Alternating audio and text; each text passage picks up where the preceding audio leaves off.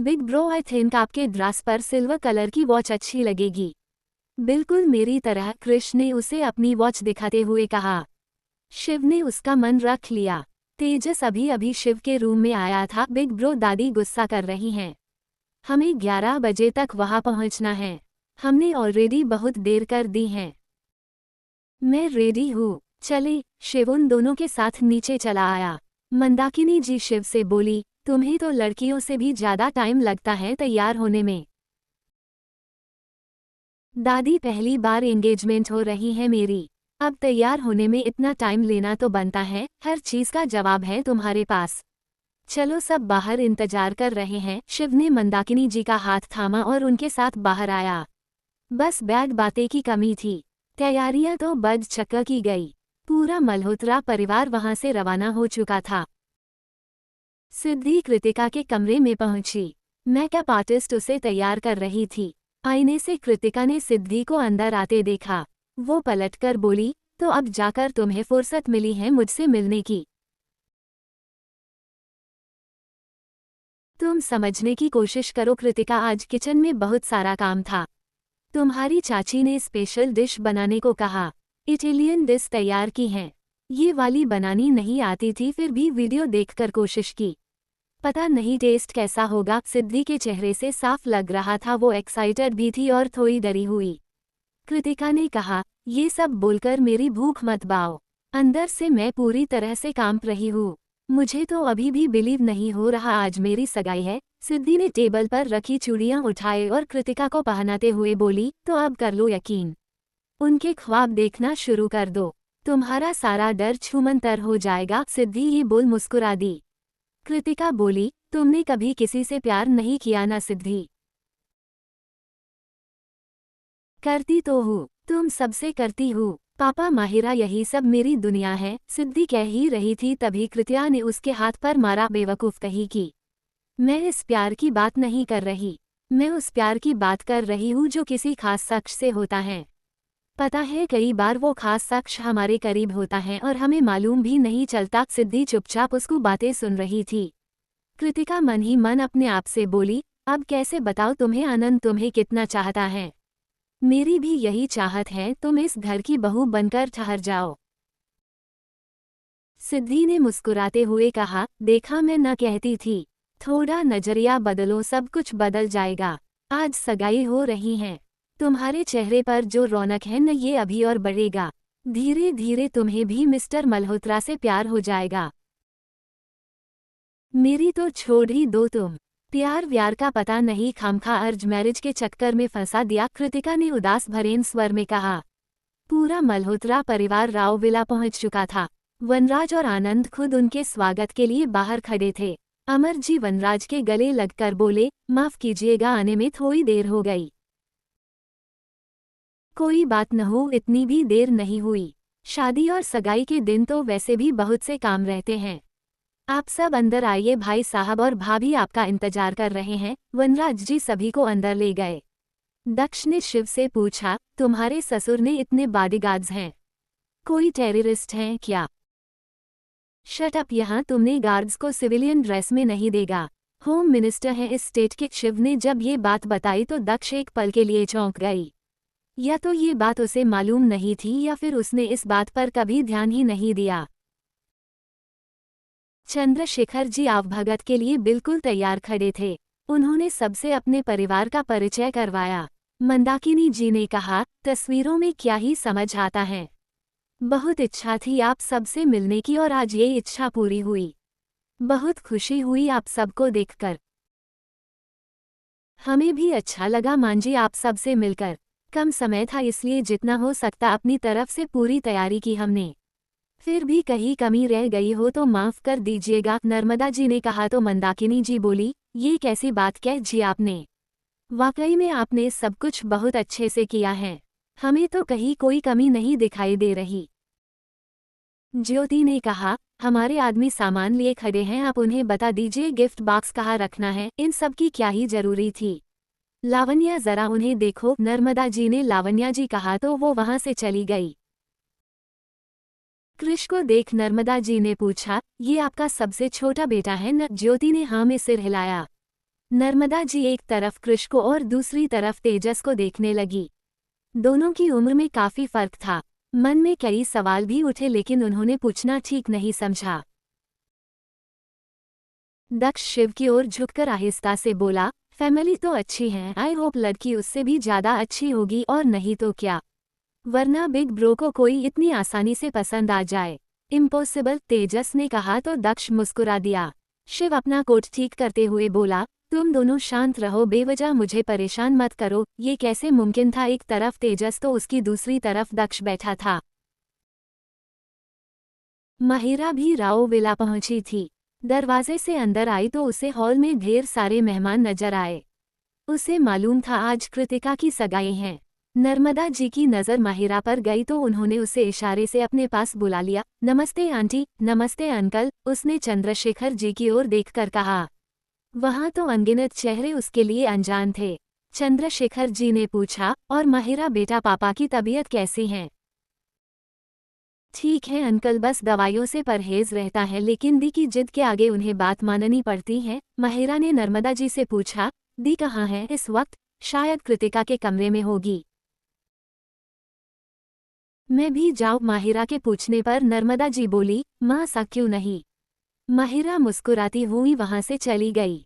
लावण्या मन ही मन खुद से बोली, क्या मुसीबत है, इसका यहाँ आना जरूरी था क्या? ऐसा लगता है जैसे ये घर नहीं कोई यतीम खाना हो, जिसका जब मन करता है मुंह उठाकर चला आता है। ज्योति ने माहिरा के बारे में पूछा तो नर्मदा जी बोली, वो मेरी बेटी की दोस्त की बहन है। बहन जी, हमें लगता है पहले सगाई की रस्में कर लेनी चाहिए, बातें तो बाद में भी होती रहेंगी, नंदिता ने कहा तो बाकी सबने भी उनकी बात का समर्थन किया। जी मैं कृतिका को लेकर आती हूँ। नर्मदा जी उठने लगी तो लावण्या ने उन्हें रोक दिया। आप यही रुकिए भाभी, मैं उसे लेकर आती हूँ। माहिरा कृतिका के कमरे में पहुंची और जाते ही उसने सबको सरप्राइज दिया। कृतिका उसे देख मुस्कुरा दी। माहिरा, हाँ मैं, आप कितनी प्यारी लग रही हैं, माहिरा उसे हग करते हुए बोली। सिद्धि ने पूछा, पापा को बताकर आई हो न, या मैं कॉल करूँ? और फोदी, मैं इतनी नासमझ नहीं हूँ, बताकर आई हूँ। देखा कृतिका दी, आपने ये अभी भी मुझे कितना बुद्धू समझती हैं। समझने दो माहिरा, हम सबकी दादी अम्मा जो है। कृतिका और माहिरा दोनों एक साथ हंस पड़ी। सिद्धि ने अपने हाथ बांध लिए। अच्छा जी, तो मैं दादी अम्मा और तुम दोनों दूध पीती बच्ची। अच्छा छोड़िए ये सब, ये बताइए जीजाजी कौन है? नीचे तो बहुत से लोग था, ठीक से देख भी नहीं पाए लड़का कौन है। माहिरा कह ही रही थी तभी लावण्या कमरे में दाखिल हुई। कृतिका, सब तुम्हें नीचे बुला रहे हैं। कृतिका चेयर से उठ खड़ी हुई। लावण्या ने प्यार से उसके सिर पर हाथ फेरा। बहुत खूबसूरत लग रही हो। लावण्या की नज़र सिद्धि पर गई। उन्होंने वहां खड़ी मेकअप आर्टिस्ट से कहा, आप लोग कृतिका के लेकर नीचे जाए। बस कृतिका के साथ जाने लगी तभी लावण्या ने सिद्धि को रोकने के लिए कहा। कृतिका भी रुक गई। लावण्या बोली, बेटा तुम नीचे जाओ, सब इंतजार कर रहे हैं, मुझे सिद्धि से कुछ काम है। माहिरा कृतिका के साथ बाहर चली गई। सिद्धि इस वक्त कमरे में ही थी। लावण्या ने उसे घूरते हुए कहा, तुम नीचे नहीं जाओगी? पल भर के लिए सिद्धि को ये बात बेहद अजीब लगी। वो नजरें झुकाए खड़ी थी। लावण्या ने आगे कहा, घर की नौकरानी हो इसलिए अपने काम से ही मतलब रखता, बेवजह मेहमानों के सामने जाओगी तो हमारी बेइज्जती होगी। नौकर और मालिक का फर्क क्या होता है ये समझना तुम्हारे लिए बहुत जरूरी है। वैसे भी वो लोग बहुत बड़े लोग हैं, उन्हें ये बातें बिल्कुल अच्छी नहीं लगेंगी। आई बात समझ में, मैं कना कह रही हूँ। जी मैं नीचे नहीं जाऊंगी, मेहमानों के सामने भी नहीं आऊंगी। सिद्धि ने अपनी बात पूरी की तो लावण्या वहां से चली गई। सिद्धि अपने आंसुओं को रोक नहीं पाई। उसने पलटकर खुद को आईने में देखा। लावण्या की बातें अभी भी कान में गूंज रही थी। सच ही तो कहा उन्होंने, नौकर और मालिक में एक फर्क होता है। इस घर से इतना प्यार मिला कि मैं ये फर्क भूल ही गई।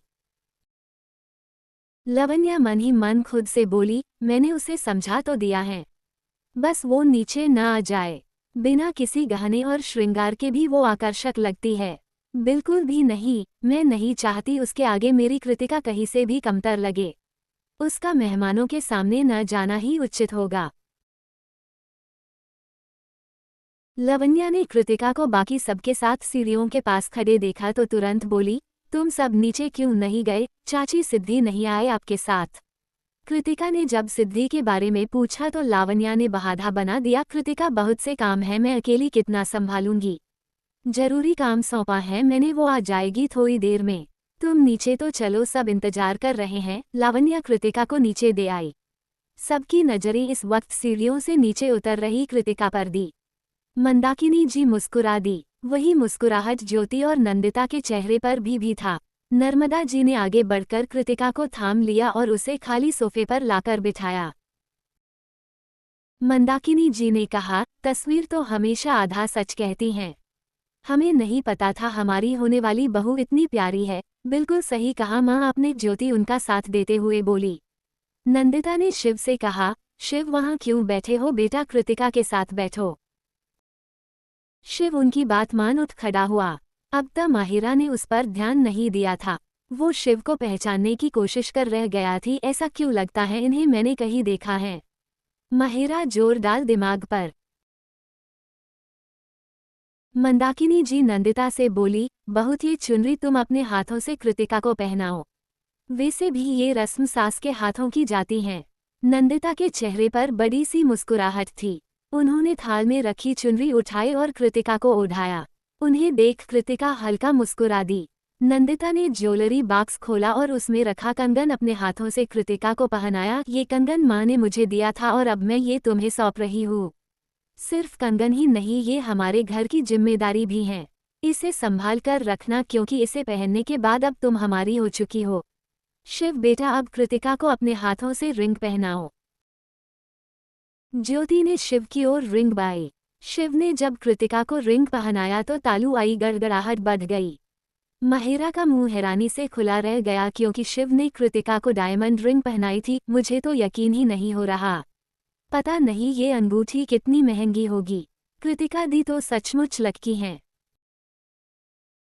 सिद्धि इस वक्त किचन में थी। तालियों की गड़गड़ाहट सुन उसका मन भी खुशी से भर गया। हालांकि वो सगाई में शामिल नहीं हो सकती थी, इस बात का उसे मलाल भी था। सीता और कविता दूर खड़ी होकर सगाई की हो रही रस्मों को देख रही थी। कविता ने पूछा, सिद्धि दीदी कहीं नजर नहीं आ रही? उनकी तो सहेली की सगाई है, उन्हें तो यहाँ होना चाहिए। शायद किचन में होगी, मैं देखकर आती हूँ। सीता ये बोल किचन के अंदर चली आई। सिद्धि दीदी, बाहर सगाई की रस्में चल रही हैं, आप यहाँ क्या कर रही हैं? बाहर चलिए न। सीता उसका हाथ पकड़ ले जाने लगी तो सिद्धि ने उससे अपना हाथ छुड़ा लिया। नहीं सीता, तुम लोग जाओ, मेहमानों के खाने की तैयारियां भी तो देखनी है। दीदी, अब कौन सी तैयारी रह गई है? सब कुछ तो बना दिया हमने। रही बात पकौड़ों की, वो तो गर्मागर्म बनाएंगे। अच्छा ठीक है, मैं सलाद काट देती हूँ। सिद्धि ने फिर कोई बहाना बनाया तो सीता बोली, उसे तो मैंने पहले ही काट दिया। सिद्धि समझ नहीं पा रही थी आखिर क्या बहाना बनाए। कोई बहाना काम नहीं आ रहा था। इस बार उसने थोड़ा कड़वे लहजे में कहा, अरसा बनाना है। आंटी ने कहा था और मैं भूल गई। अगर तुम मुझे परेशान न करो तो मैं कम से कम अपना काम पूरा कर ली। सिद्धि को गुस्से में देख सीता और कुछ बोल नहीं पाई। वो वापस वहां से चली गई। सिद्धि ने अपनी आंखें बंद कर ली। ये मुझे क्या हो गया है? मैं क्यों इस तरह सब पर गुस्सा कर रही हो? सगाई की रस्म पूरी हो चुकी थी और सब एक दूसरे को मुबारकबाद दे रहे थे। माहिरा ने कृतिका के गले लगकर उसे बधाई दी। कृतिका ने आहिस्ता से पूछा, सिद्धि कहाँ है? पता नहीं। माहिरा भी सिद्धि को यहाँ वहाँ तलाशने लगी। ज्योति कृतिका के पास आकर उससे बातें करने लगी। शिव इस वक्त किसी से फोन पर बात कर रहा था। अंदर हो रहे शोर को देखकर उसका रुकना मुश्किल हो गया, इसलिए बात करते करते बाहर चला आया।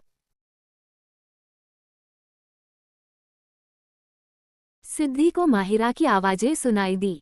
शायद वो किचन की तरफ ही आ रही थी। सिद्धि बोली, जरूर कृतिका ने भेजा होगा इसे। मेरी सुनेगी नहीं और जबरदस्ती खींचकर बाहर ले जाएंगी। कृतिका की चाची ने देखा तो गुस्सा करेगी। सिद्धि के हाथों में चावल का आटा लगा हुआ था। वो पीछे के दरवाजे से निकल गई। माहिरा किचन में पहुंची तो वहां कोई नहीं था। कविता दी ने कहा वो यही होगी, लेकिन वो तो यहाँ है ही नहीं। माहिरा उसे ढूंढने दूसरी तरफ निकल गई। इधर सिद्धि अपने आप से बड़बड़ाते हुए आगे बढ़ रही थी। ना अब देखा ना ताव और सामने खड़े शख्स से टकरा गई। वो गिरने लगी तो उस आदमी ने अपने एक हाथ से उसे कमर से थाम लिया और दूसरे हाथ से अपने फोन को गिरने से बचा लिया। डरी हुई सिद्धि ने अपनी नजरें उठाए और जब शिव को देखा तो और ज्यादा डर गई। वो तुरंत शिव से दूर हुई। शिव अपने कोट को देख रहा था। सिद्धि ने जब उसके कोट को देखा तो उसे हाथों का ख्याल आया। आटा शिव के कोट पर लग चुका था। शिव का गुस्सा इस कदर बढ़ा हुआ था जिसे रोक पाना संभव नहीं। सिद्धि घबराई हुई आवाज में बोली, आई एम सो सॉरी, मैंने देखा नहीं।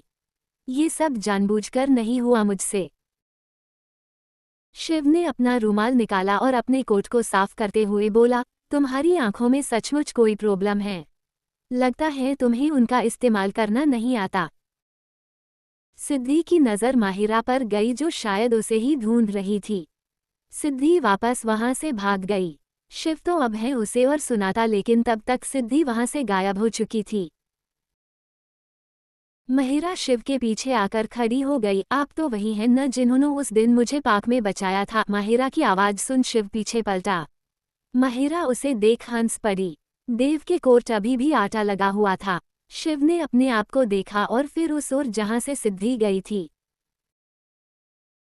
महिरा अपनी हंसी रोकते हुए बोली, आई एम सॉरी दी कहती हैं किसी का मजाक नहीं उड़ाना चाहिए। I am really sorry. आप मेरा रूमाल रख लीजिए। नो थैंक्स, मुझे जरूरत नहीं है, शिव ने जवाब दिया। तेजस और दक्ष भी वहां पहुंच चुके थे। बिग ब्रो सब आपको ढूंढ रहे हैं। आप यहाँ क्या कर रहे हैं? किसी ने इनका कोट खराब कर दिया। लगता है कोई जल्दबाजी में होगा, जवाब माहिरा ने दिया। तेजस शिव की मदद में जुट गया। दक्ष ने माहिरा से पूछा, बार बार पीछे क्या देख रही हो? हाँ, अपनी दी को। पता नहीं कहाँ बिजी हो गई, मिल ही नहीं रही। कौन है वो? नाम क्या है? दक्ष के इस सवाल पर माहिरा ने उल्टा उसी से सवाल पूछ लिया, मैं आपको क्यों बताऊं? क्या आप इनके भाई हैं? माहिरा, आनंद की आवाज सुन माहिरा मुस्कुरा दी। आनंद वहां पहुंचकर बोला, आप सब यहाँ हैं। अंदर सब खाने पर आप लोगों का वेट कर रहे हैं। माहिरा आनंद का हाथ पकड़कर बोली, मिस्टर देवानंद मेरे साथ चलिए। दी को ढूंढना है, कहीं मिल नहीं रही। क्या मतलब मिल नहीं रही? सिद्धि यही कही होगी। जाओ जाकर कविता से पूछा। आप सब प्लीज चलिए अंदर। आनंद शिव और बाकी सबको अंदर ले गया। खाने की बड़ी सी टेबल सजाई गई थी। दो परिवारों के लोग सम्मिलित हुए थे। नंदिता ने शिव को कृतिका के बगल वाली चेयर पर बैठने के लिए कहा। शिव के बैठते ही कृतिका ने हिचकिचाहट भरी नजरों से उसे देखा। कविता और सीता सभी को खाना परोस रहे थे। कृतिका को ये देखकर ताज्जुब हुआ।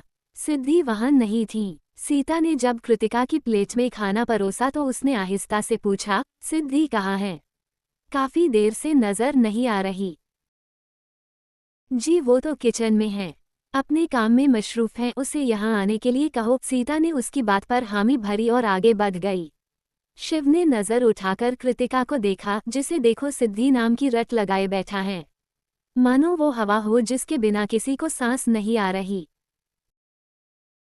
अमर जी ने कहा, एक बात तो माननी पड़ेगी भाई साहब, खाना बड़ा लजीज है।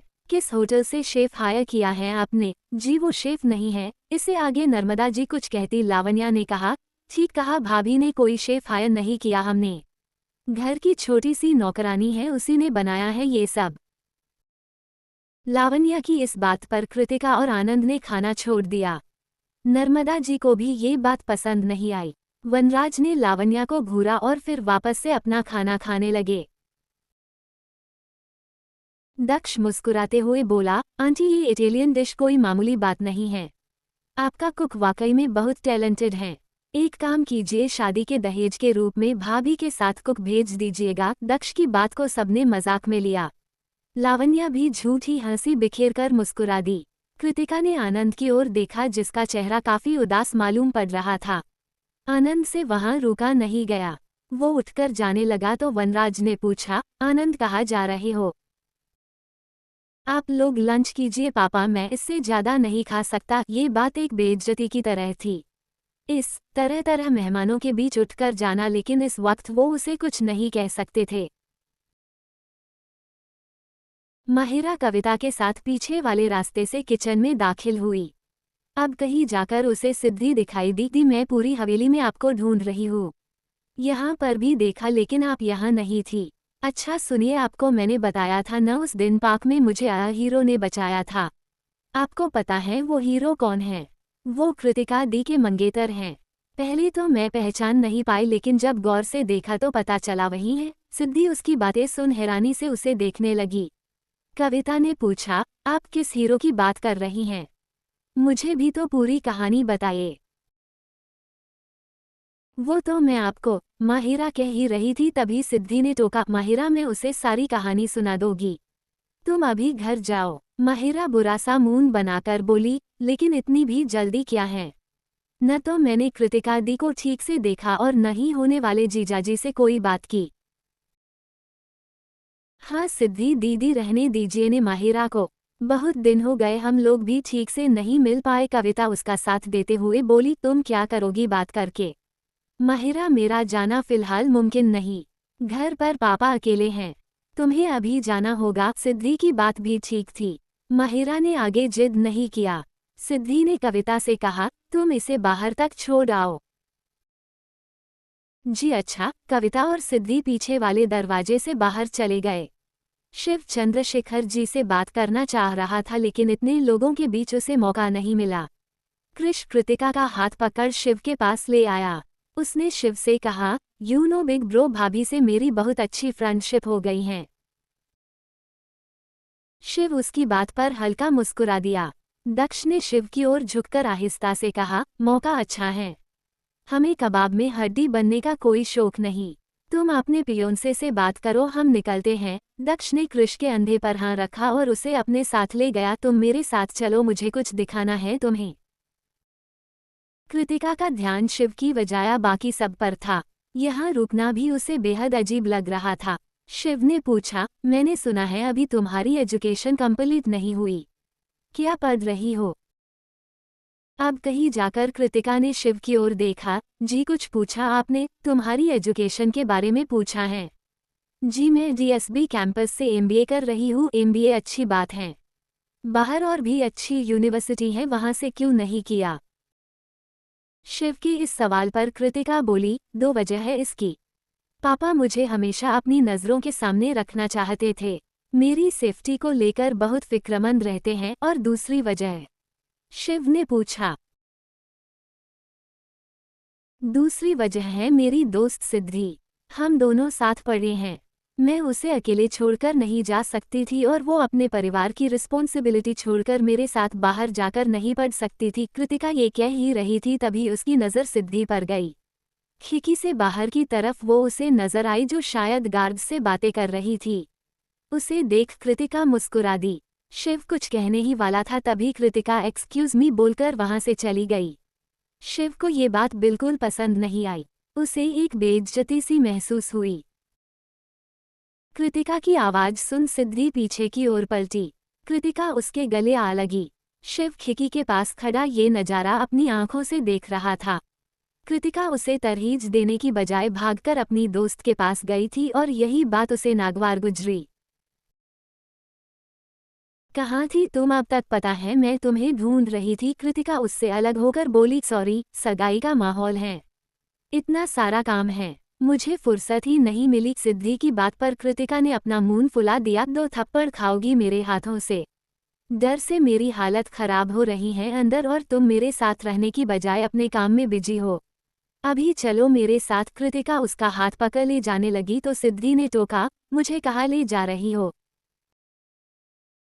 और कहाँ अपने साथ? अंदर। अकेले तो मैं नहीं जाऊंगी। कृतिका समझने की कोशिश करो, अब जरूरी काम नहीं होता तो पक्का तुम्हारे साथ घूमती। तुम चलो अंदर, मैं बस थोड़ी देर में आई। सिद्धि ने फिर बार बहाना बनाया। उन दोनों को देख आनंद भी वहां पहुंच चुका था। कृतिका आनंद से बोली, तुम ही समझाओ, इसे मेरे साथ जाने को तैयार ही नहीं है। उसे मैंने ही कहा है अंदर न जाए। आनंद की इस बात पर कृतिका और सिद्धि हैरानी से उसे देखने लगी। आनंद कृतिका से बोला, अभी देखा ना, कुछ देर पहले माँ ने अंदर क्या किया? तुम चाहती हो फिर से वो अपनी हरकत दोहराओ? कृतिका, मैं और तमाशा नहीं देखना चाहता, बड़ी माँ तुम्हें बुला रही हैं, तुम प्लीज अंदर जाओ। कृतिका जानती थी वो कुछ भी गलत नहीं कह रहा। कृतिका चुपचाप वहां से चली गई। सिद्धि कुछ समझ नहीं पाई आखिर माजरा क्या था। उसने आनंद से पूछा, आप गुस्से में क्यों हैं? कुछ हुआ है क्या? नहीं पूछो तो अच्छा है सिद्धि, हम दोस्तों के बीच कब से सीक्रेट होने लगा? प्लीज बताइए न, ऐसी कौन सी बात है जो आपको परेशान कर रही है? सिद्धि की जिद करने पर आनंद चुप नहीं रहा। उसने अंदर हुई बातें सिद्धि को बताई। गुस्सा होने की बजाय वो हंसने लगी। ये देख आनंद को ताज्जुब हुआ, तुम हंस क्यों रही हो? ऐसी सिचुएशन में तुम्हें मेरी माँ पर गुस्सा नहीं आया? आनंद, ये कोई वजह है गुस्सा करने की? उन्होंने कुछ गलत तो नहीं कहा। जो सच है वो कहा। वैसे भी ये बातें मेरे लिए कोई मायने नहीं रखती। आप क्यों गुस्सा करके अपना खून जला रहे हैं? आनंद मन ही मन अपने आप से बोला, शायद तुम्हें बता पाता ये बातें मेरे दिल पर कैसी चोट करती हैं। तुम्हें कोई कुछ भी कहता है तो बहुत बुरा लगता है मुझे। सिद्धि ने आनंद को हिलाते हुए कहा, बात बात पर कहाँ खो जाते हैं आप? कोई लड़की है क्या जिसकी यादों में गुम हो जाते हैं? आनंद मुस्कुरा उठा, सिद्धि तुम्हारी जैसी दोस्त जिसके पास हो वो कभी नाराज नहीं रह सकता। बस बस मेरी इतनी तारीफ मत कीजिए। वैसे सिद्धि माहिरा काफी देर से दिखाई नहीं दी। कहाँ है वो? आनंद ने माहिरा का जिक्र किया तो सिद्धि बोली, पापा घर पर अकेले थे इसलिए वो चली गई। इधर शिव का परिवार भी अब जाने के लिए तैयार था। चंद्रशेखर जी खुद उन्हें बाहर टच होने आए। सिद्धि ने जब उन लोगों को बाहर आते देखा तो उसने आनंद से कहा, लगता है मेहमान जा रहे हैं, आपको उनके पास होना चाहिए। आनंद उसकी बात मानकर आगे बढ़ गए। उसके जाते ही सिद्धि भागती हुई वहां से चली गई। वो लावण्या की नजरों में नहीं आना चाहती थी। अमर जी ने कहा, अब आप इजाजत दीजिए, शादी की तैयारियां भी करनी हैं। वैसे भी ज्यादा समय नहीं है हमारे पास। ठीक कहा आपने, हमारी तरफ से पूरी कोशिश रहेगी कि कोई कमी न रहे, चंद्रशेखर जी ने कहा। शिव का पूरा परिवार वहां से निकल चुका था। नर्मदा जी जब विला के अंदर आई तो उनकी नजर सिद्धि पर गई। उन्होंने टोकते हुए कहा, सिद्धि जी आंटी। नर्मदा जी उसके पास चली आई, कहाँ थी तुम? सगाई के वक्त भी नहीं दिखाई दी। नहीं आंटी, ऐसी तो कोई बात नहीं है, मैं तो यही थी। इतने मेहमानों के बीच शायद आपका ध्यान नहीं गया। मैं कृतिका के पास जा रही हूँ, उसने बुलाया था। नर्मदा जी ने हाँ में सिर हिला दिया। सिद्धि ऊपर कृतिका के कमरे में चली आई। जैसे ही वो कृतिका के कमरे में आई तो देखा बिस्तर पर दुपट्टा पड़ा था। हाथ के कंगन और बाकी जेवर उसने ऐसे फेंके थे मानो किसी बात की जल्दी हो। सिद्धि की नज़र जमीन पर गिरी अंगूठी पर गई। उसने झुककर उसे उठाया। ये वही अंगूठी थी जो सगाई के वक्त शिव ने उसे पहनाई थी। कीमती अंगूठी देखकर ही सिद्धि ये बात समझ गई। वॉशरूम का दरवाजा खुला और कृतिका बाहर निकली। उसने ब्लैक ट्राउजर और लूज टी शर्ट पहना हुआ था। सिद्धि उसके पास चली आई, कृतिका ये सब क्या किया तुमने? अभी आंटी देखेंगी तो कितना गुस्सा करेगी। और ये तो सगाई की अंगूठी है न तुम्हारी, इसे ऐसे कोई फेंकता है? कृतिका ये देख चौंक गई। उसने सिद्धि के हाथ से अंगूठी लेते हुए कहा, पता नहीं ये कैसे गिर गया। मुझे लगता है बाकी ज्वेलरी उतारते वक्त गिर गया होगा। थैंक्स, तुम्हें नहीं मिलता तो सचमुच माँ से डांट पड़ती। सिद्धि ने बिस्तर पर पड़ा दुपट्टा उठाया और उसे अलमारी में रखा। उसने कृतिका की ज्वेलरी वापस से बॉक्स में रखी। कृतिका अपना लैपटॉप लेकर बेड पर जाकर बैठ गई। सिद्धि, तुम्हें तो मैं बताना ही भूल गई, सबने तुम्हारी इटालियन डिश की बहुत तारीफ की। तुम झूठ बोल रही हैं। अब इस तरह फैमिली फंक्शन में कोई भी मेहमान खाने की बुराई तो नहीं करेगा ना? सिद्धि ने कहा, तुम अपनी वैल्यू क्यों नहीं समझती? सचमुच सबने तारीफ की और मैं तारीफ बिल्कुल सच्ची हैं। मैंने भी खाया और अच्छे से एक्सप्लेन कर सकती हूँ। कृतिका की बात सुन सिद्धि उसके पास चली आई। तुम्हें पता है मैं अंदर से कितना डर रही थी। फर्स्ट टाइम बनाया था, यही सोच रही थी तुम्हारे ससुराल वाले इतने हाई फाई लोग हैं, छोटी सी मिस्टेक हुई और कोई इशू हो गया तो मैं क्या करूंगी? कृतिका ने उसका हाथ पकड़ बेड पर बिठा लिया। तुम ना खामखा छोटी छोटी बातों पर परेशान हो जाती हो, इसके लिए कोई तुम्हें फांसी की सजा थोड़ी न देने वाला था। सिद्धि एक गहरी सांस भरकर बोली, मेरी छोड़ो, तुम अपनी बताओ। अपने मिस्टर फ्यूचर से बात की या सबके बीच खामोश बैठी रही? मैं क्या बात करती उनसे? उन्होंने ही दो चार सवाल पूछो। सबके मुंह से बस बात सुनने को मिली, तुम जल्दी से हमारे घर बहू बनकर आ जाओ। सिद्धि हंस पड़ी, कमाल है, तुम्हारे आगे अच्छे अच्छे हार मान लेते थे। यकीन नहीं हो रहा तुम अपने ससुराल वालों के सामने इतनी चुप है।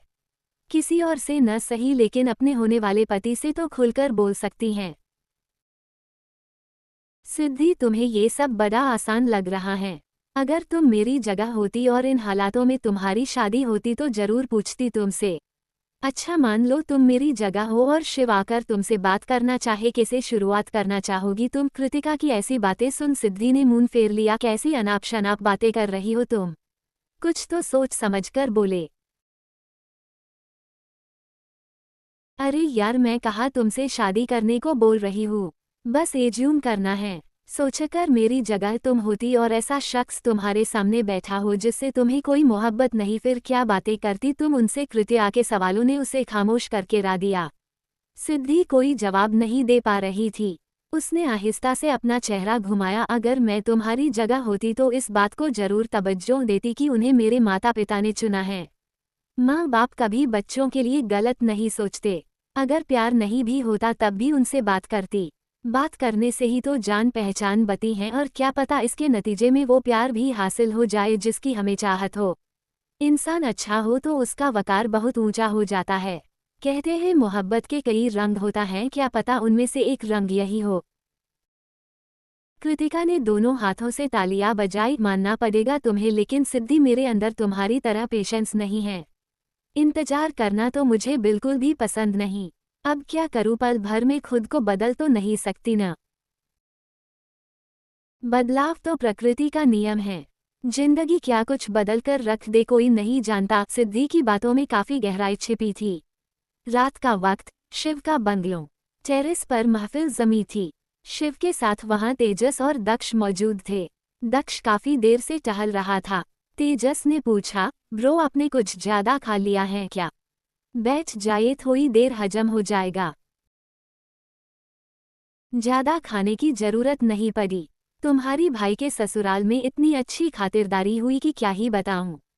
खाने का जायका तो अभी भी जुबान पर है। शिव, मान लो मेरी बात। दहेज में वो लोग तुम्हें क्या ही देंगे, और ऐसा क्या नहीं है तुम्हारे पास जो मांग लोगे। एक काम करो, उनकी कुक मांग लो।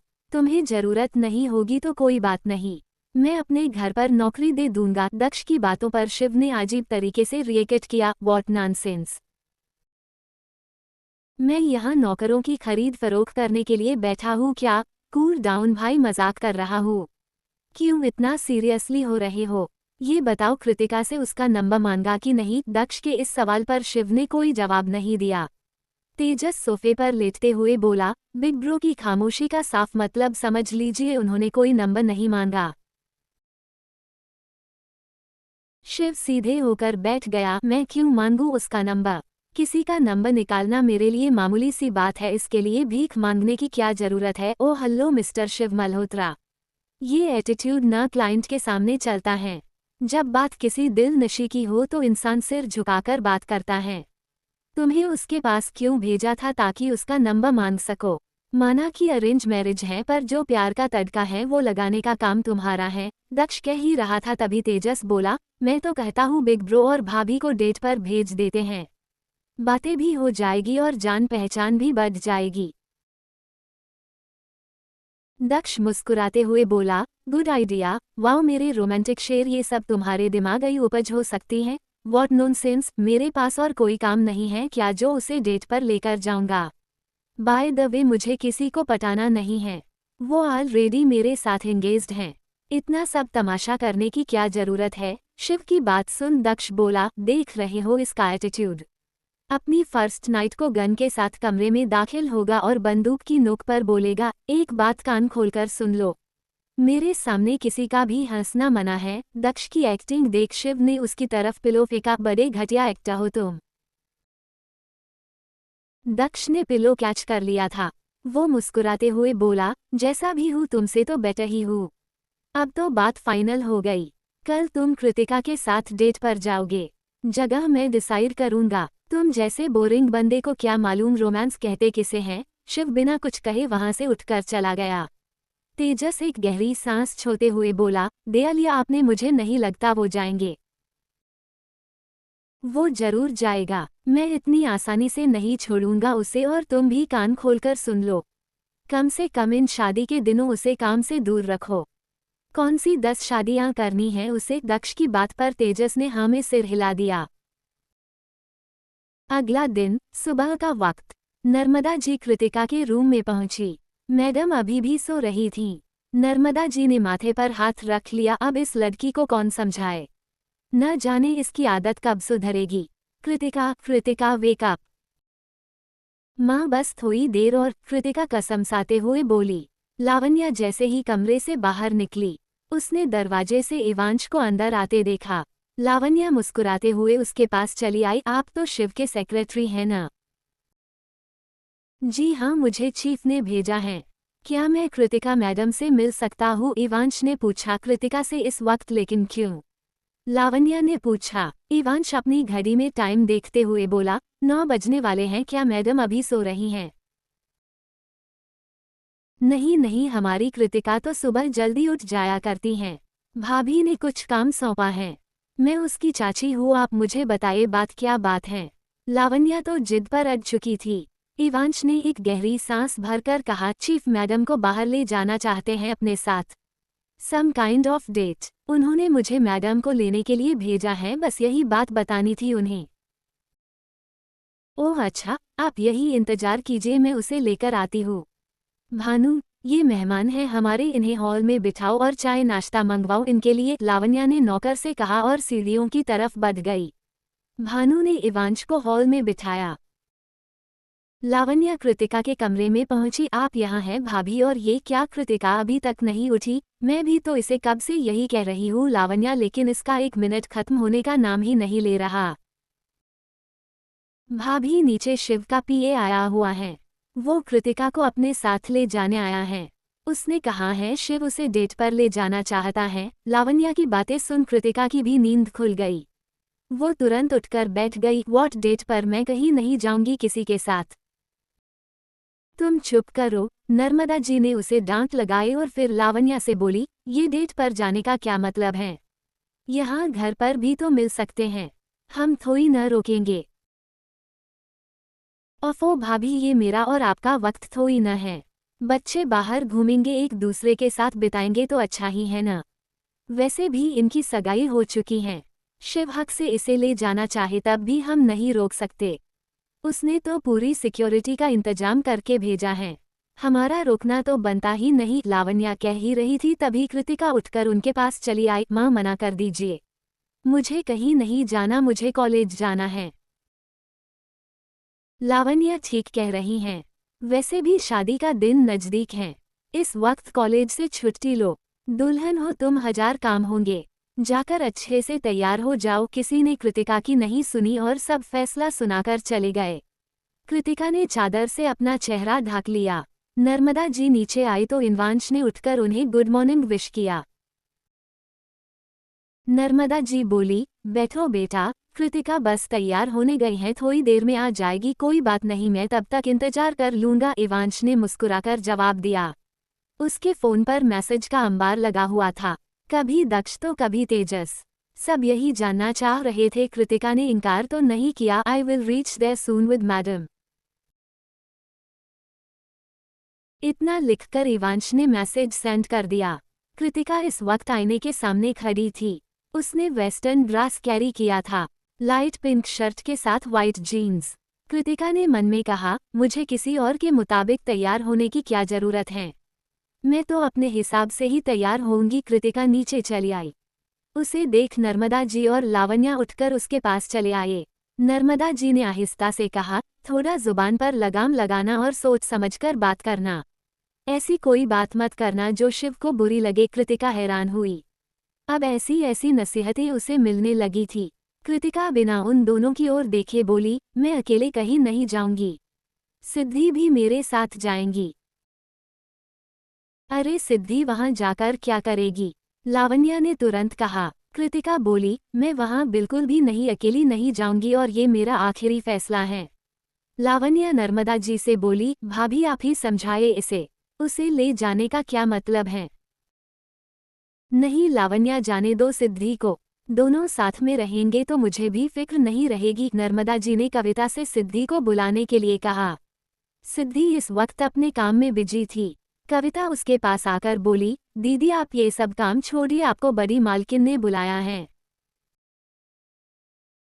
आंटी ने, कुछ जरूरी काम है क्या? अब वो तो मुझे नहीं मालूम, बस आपको बुलाने के लिए कहा है। कविता ने अपनी बात पूरी की तो सिद्धि बाहर चली गई।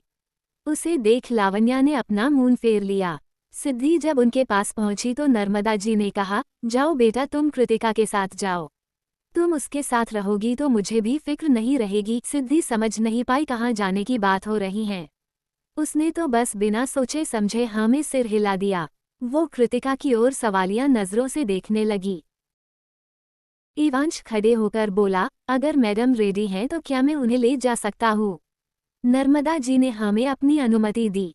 कृतिका सिद्धि का हाथ पकड़ बाहर चली आई। सिद्धि ने सवाल किया, हम लोग जा कहाँ रहे हैं और ये तो तुम्हारे मंगेतर का पिए हैं न? उन्होंने मुझे डेट पर इनवाइट किया है, कृतिका ने बिना किसी भाव से कहा। सिद्धि हैरान हुई, डेट पर तुमने मुझे पहले क्यों नहीं बताया और तुम मुझे क्यों लेकर जा रही हो? मुझे क्या पता था सुबह सुबह मुझे डेट का इनविटेशन मिलेगा। वैसे भी मैं वहाँ अकेली क्या करूँगी? बहुत डर लग रहा है इसलिए तुम्हें साथ ले जा रही हो। पहली बार कोई ऐसी लड़की देखी है जो अपने होने वाले पति से डर रही है और पहली दफा ऐसी बेवकूफ़ लड़की देखी है जो अपनी डेट पर कबाब में हड्डी बनाने के लिए अपनी दोस्त को लेकर जा रही है, सिद्धि ने तंज कसते हुए कहा। इवांश ने कृतिका के लिए कार का दरवाजा खोला। सिद्धि भी दूसरी तरफ से आकर कार के अंदर बैठी। इवांश ड्राइविंग सीट पर बैठा। उसने पीछे मुड़कर उन दोनों को गुड मॉर्निंग विश किया। सिद्धि को देख इवांश ने सवाल किया, आप मैडम के घर में काम करती हैं न? क्या आपको मैं याद हूँ? कृतिका सिद्धि का हाथ थामकर बोली, ये मेरी बचपन की दोस्त है, रही बात आपकी तो हम दोनों ही जानते हैं, आप शिव मल्होत्रा के पिए हैं। इवांश ने आगे कुछ नहीं कहा और चुपचाप आगे देखकर गाड़ी चलाने लगा। कृतिका सिद्धि से बोली, सब तुम्हारे चुप रहने का नतीजा। कोई कुछ भी बोलता है और तुम शरीफ गाय की तरह हाँ में सिर हिलाती हो। खुद को अब नहीं बदलोगी तो कब बदलोगी मेरे जाने के बाद? सिद्धि मुस्कुराकर बोली, इतना पसेसिव होने की जरूरत नहीं है, मैं खुद को संभाल लूंगी। ये पसेसिव नेचर अब किसी और के लिए रखना चाहिए। रेस्टोरेंट में गिने चुने लोग थे। मोस्टली वहाँ काम करने वाले स्टाफ थे। ऐसा मालूम पड़ रहा था उसे रिजर्व किया हो। शिव अपने फोन में बिजी था। दक्ष और तेजस दोनों को कृतिका का इंतजार था। अपने कहे मुताबिक दोनों ने शिव को जबरदस्ती राजी कर लिया था। दक्ष ने कहा, इवांश कहाँ रह गया? यहाँ से तुम्हारी भाभी का घर ज्यादा दूर नहीं है, आप फोन क्यों नहीं करते उन्हें? तेजस ने कहा, दिस इज गुड आइडिया, अभी कॉल करता हूँ। दक्ष जैसे ही उसे कॉल करने को हुआ शिव बोला, तुम दोनों ने मेरा बहुत वक्त बर्बाद किया है। अगले 5 मिनट के अंदर वो मेरे सामने नहीं हुई तो मैं यहाँ से चला जाऊंगा। ऐसे कैसे चले जाओगी? इतनी मेहनत हम लोगों ने किस लिए की है ताकि तुम पानी फेर कर चले जाओ? चुपचाप से बैठे रहो, मैं इवांश को कॉल कर रहा हूँ। दक्ष ने इवांश को कॉल लगाया। इवांश की गाड़ी अभी अभी रेस्टोरेंट के बाहर आकर रुकी थी। शिव के गार्ड्स ने आगे बढ़कर उनके लिए गाड़ी का दरवाजा खोला। इवांश ने जैसे ही कॉल रिसीव किया, दक्ष बोला, कहाँ हो इवांश, अब तक पहुँचे क्यों नहीं? रिलैक्स सर, मैं रेस्टोरेंट के बाहर हूँ, मैडिया अभी अभी अंदर गई हैं। इवांश के ये कहने पर दक्ष ने एंट्रांस गेट की तरफ देखा। कृतिका और उसके ठीक पीछे सिद्धि दोनों अंदर दाखिल हुए। तेजस और शिव ने भी एंट्रांस गेट की तरफ देखा। कृतिका को सब पहचानते थे लेकिन सिद्धि से एक अधूरी जान पहचान थी। सफ़ेद रंग का सूट सलवार और उस पर आसमानी रंग की दुपट्टा। कोई खास श्रृंगार नहीं किया था उसने, फिर भी आकर्षक लगती। तेजस ने कृतिका की ओर हाथ बढ़ाकर उसे हल्लो कहा। कृतिका ने भी मुस्कुराकर जवाब दिया। कृतिका ने जब दक्ष को हल्लो कहा तब कहीं जाकर उसका ध्यान सिद्धि से हटा।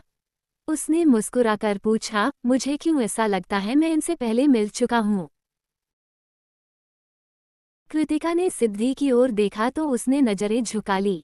कृतिका दक्ष से बोली, ये मेरी बचपन की दोस्त है सिद्धि। आपने इसे मेरे घर पर हूँ देखा होगा। सिद्धि ने कहा, नहीं कृतिका, कॉलेज के चैरिटी इवेंट के दौरान ये मुझे रास्ते में मिले थे। उसी वक्त हमारी मुलाकात हुई थी। एग्जैक्टली मैं भी यही कहने वाला था। दक्ष को ध्यान आया वो लोग यहाँ क्यों आए हैं। शिव को सब इग्नोर किए बैठे थे। दक्ष ने कहा, अब आप लोगों की डेट में हम क्यों हड्डी बने। मिस सिद्धि, आप हमारी कंपनी ज्वाइन कीजिए, हम बिल्कुल भी बोर नहीं करेंगे। सिद्धि तेजस और दक्ष के साथ वहां से चली गई। कृतिका बिल्कुल सहमत नहीं थी वो उससे दूर जाए। इसी बीच शिव की आवाज उस तक पहुंची, तुम चाहो तो बैठकर बात कर सकते हैं और खड़े रहने का इरादा है तो मुझे उससे भी कोई ऐतराज नहीं। सॉरी, ये बोल कृतिका सामने वाले चेयर पर बैठ गई। सिद्धि, दक्ष और तेजस वही रेस्टोरेंट के दूसरे हिस्से में पहुंचे। वहां से शिव और सिद्धि को देखना मुमकिन था और वो लोग भी बाकी सबको देख सकते थे, बस एक दूसरे की आवाज नहीं सुन सकते थे। तेजस ने चेहर पीछे खिसकाए और सिद्धि से कहा, फर्स्ट यू। सिद्धि ने हिचकिचाते हुए थैंक यू कहा और उस चेयर पर बैठ गई। तेजस अपनी सीट पर बैठते हुए बोला, आप हम सबसे अनजान हैं इसलिए आपकी हिचकिचाहट हम समझ सकते हैं, लेकिन हमसे डरने की कोई जरूरत नहीं है। सिद्धि को तेजस की ये बात अच्छी लगी, हालांकि उसने कोई जवाब नहीं दिया। दक्ष अपनी चेयर पर बैठते हुए बोला, कितनी मुश्किल से प्लान बनाया है तुम्हारा भाई, सब कुछ बिगाड़ न दे। सिद्धि ने सवालिया नजरों से दक्ष को देखा, आप किस प्लान की बात कर रहे हैं। वो एक्चुअली ये डेट का प्लान हम दोनों ने फिक्स किया था ताकि बिग ब्रो और भाभी एक दूसरे से मिल सके। माना कि अरेंज मैरिज है, लेकिन ये तो कहीं नहीं लिखा न अरेंज मैरिज में लव शामिल नहीं होता। सिद्धि तेजस की बातें सुन मुस्कुराई, आप उनके छोटे भाई हैं, मैं उनकी चाची का बेटा हूँ और ये। तेजस के कहने से पहले ही दक्ष बोला, और मैं उसका दोस्त हूँ, ये बात ये पहले से जानती हैं। मैंने सही कहा ना सिद्धि। सिद्धि ने उसकी बात पर हामी भरी। शिव और कृतिका के बीच खामोशी थी, मानो इंतजार कर रहे हो पहले कौन बोलेगा। शिव ने उसकी ओर अपना हाथ बढ़ाया, अपना फोन देना जी। कृतिका ने थोड़ा हैरानी से कहा। शिव के चेहरे पर कोई भाव नहीं था। उसने फिर कहा, ऐसे रिएक्ट मत करो जैसे तुम्हारी जिंदगी मांगी हो, सिर्फ फोन मांगा है। कृतिका ने अपने पर्स से फोन निकाला और हिचकिचाते हुए शिव की ओर अपना फोन बढ़ाया। शिव ने उसके फोन से अपने फोन पर कॉल किया ताकि उसका नंबर ले सके। शिव ने कृतिका का फोन उसे वापस किया, मेरा पर्सनल नंबर मैं हर किसी को नहीं देता, तुम्हारे फोन में सेव कर दिया है, बिना मेरी परमिशन के डिस्ट्रीब्यूट मत करना। कृतिका मन में बोली, इतना डर है तो नंबर मांगने की जरूरत क्या है। शिव ने वेटर को आवाज लगाई। वेटर उनके पास पहुंचा, how can I help you sir. Shiv ने कृतिका से कहा, तुम अपनी पसंद से ऑर्डर कर सकती हो। नहीं, आप जो चाहें ऑर्डर कर सकते हैं, कृतिका ने जवाब दिया। शिव एक गहरी सांस भरकर बोला, और राइट, फिर मत कहना कि मैंने मौका नहीं दिया। शिव ने अपनी पसंद से ऑर्डर किया। वही दूसरी तरफ दफ ने भी सबके लिए ऑर्डर किया। सिद्धि से पूछा तो उसने साफ मना कर दिया। दक्ष ने कहा, ये क्या बात हुई, पहली बार तुम हमारे साथ बैठी हो और कुछ भी नहीं खाओगी। मैं घर से नाश्ता करके निकली हूँ, सचमुच मुझे बिल्कुल भूख नहीं, सिद्धि ने इनकार करते हुए कहा। तेजस सामने देखते हुए बोला, ब्रो आपको नहीं लगता हमारी इतनी कोशिशों के बाद भी एक कमी रह गई। वो क्या, जरा देखिए तो सही। बिग ब्रो के चेहरे पर एक बार भी स्माइल न भी आई। तेजस की इस बात पर सिद्धि खुद को हंसने से नहीं रोक पाई। वही शिव ने पीने के लिए पानी का गिलास उठाया था। इसी बीच नजरें सिद्धि पर चली गई। हंसते हुए वो बहुत प्यारी लग रही थी। नजरें एक बार जो थम जाएं तो पलके भी झपकने से इनकार कर दे। शिव गिलास थामे बैठा था लेकिन उसे होठों से नहीं लगा पाया। वेटर उनका ऑर्डर लेकर पहुंचे। उन आने के बाद शिव की नजरें सिद्धि से हटी। तेजस और दक्ष से जान पहचान बने लगी थी। सिद्धि तो यही सोचकर परेशान हो रही थी यहाँ सबके बीच खुद को अजनबी न महसूस करे। सिद्धि ने तेजस से कहा, इस बात में तो कोई शक नहीं कि आपके भाई बहुत सोच समझकर मुस्कुराते हैं, लेकिन आपकी भी मुस्कुराहट सच्ची नहीं, मानो अपने आप में बहुत से राज दफन किए हो। सिद्धि की बात सुनकर तेजस खाते खाता रुक गया। सिद्धि ने बड़ी आसानी से उसे परख लिया, इस बात पर उसे ताज्जुब हुआ। हर हाथ में खंजर, हर दिल में एक चोर क्यों है? आईने के सामने मैं हूँ, मगर आईने में कोई और क्यों है? इंसान है सभी तो इंसानियत क्यों नहीं है? या उनमें दिल नहीं है, और है तो इतना सख्त क्यों?